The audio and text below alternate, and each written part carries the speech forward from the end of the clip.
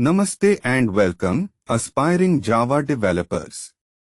I am your instructor, and today we are going to unravel a very important concept in database interactions, SQL, structured query language, joins, and how to effectively use them within your Java applications. This is a crucial skill for any developer working with relational databases. Many real-world applications need to combine data from multiple tables to present a complete picture.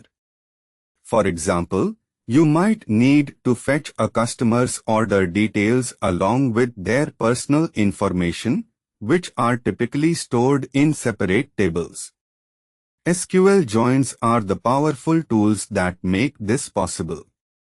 In this tutorial, we will explore different types of SQL joins, that is, inner join, left outer join, right outer join, and full outer join, and then we will demonstrate how to implement these join operations using Java Database Connectivity, or JDBC for short. By the end of this session, you will have a solid understanding of how to retrieve complex, related data from your databases using Java. Let us begin this exciting journey. Alright, let us dive deep into our first type of join, the inner join.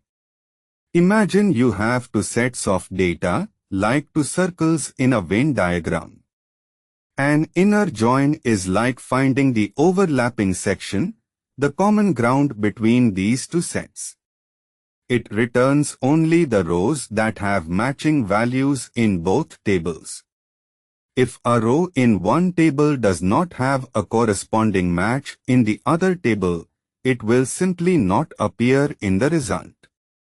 This is extremely useful when you only want to see data where a relationship truly exists on both sides. For example, if you have a customers table and an orders table, an inner join would show you only the customers who have actually placed orders. The SQL syntax for an inner join is straightforward, using the ON clause to specify the joining condition, usually based on a common column like a foreign key.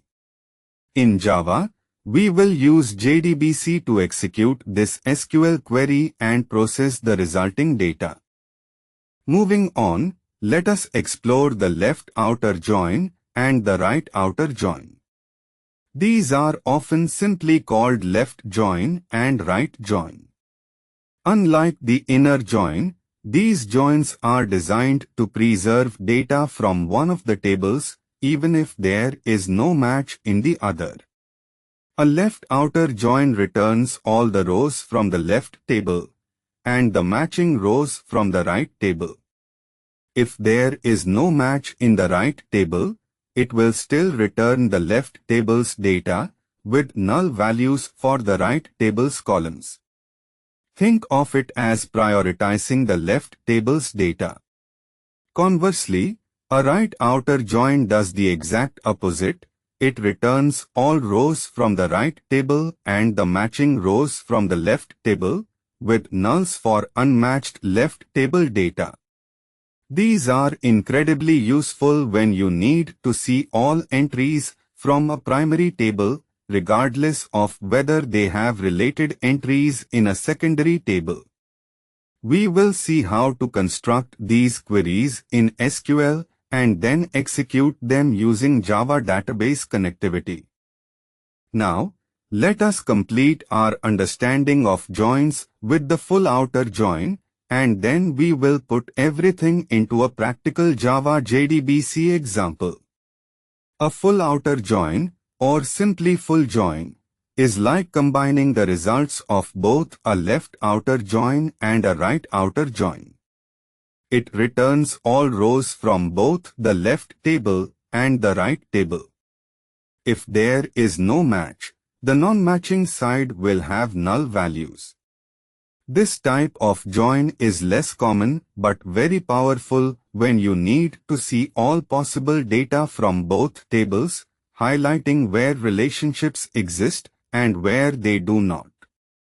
For our practical Java example, we will set up a simple scenario involving two tables, for example, departments and employees.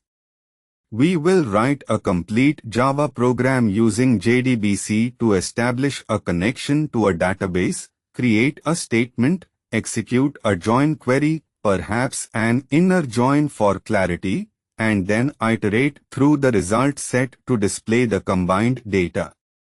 We will also ensure proper resource management, which is vital in Java database connectivity. As you embark on your journey with SQL Joins in Java, it is important to be aware of some common mistakes and to follow best practices.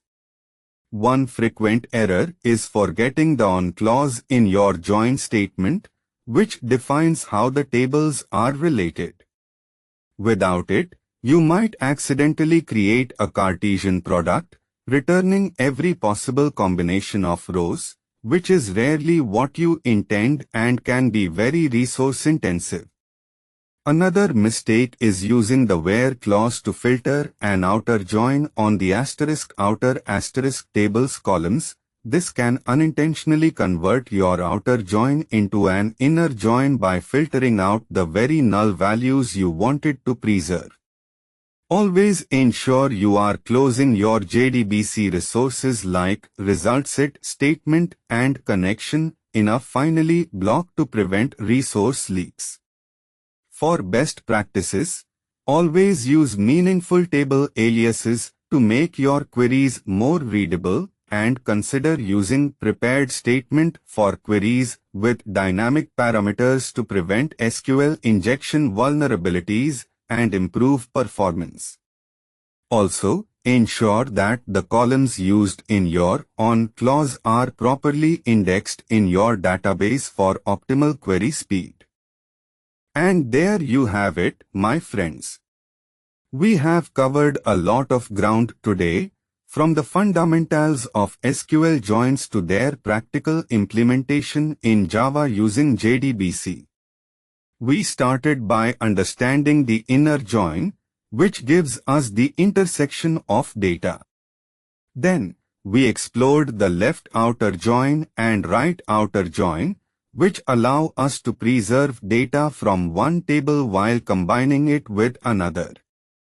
Finally, we looked at the powerful full outer join and walked through a practical Java example demonstrating how to connect, execute, and process joined data. Remember, the key to mastering these concepts is practice. Try creating your own database tables and experimenting with different join types to see the results firsthand.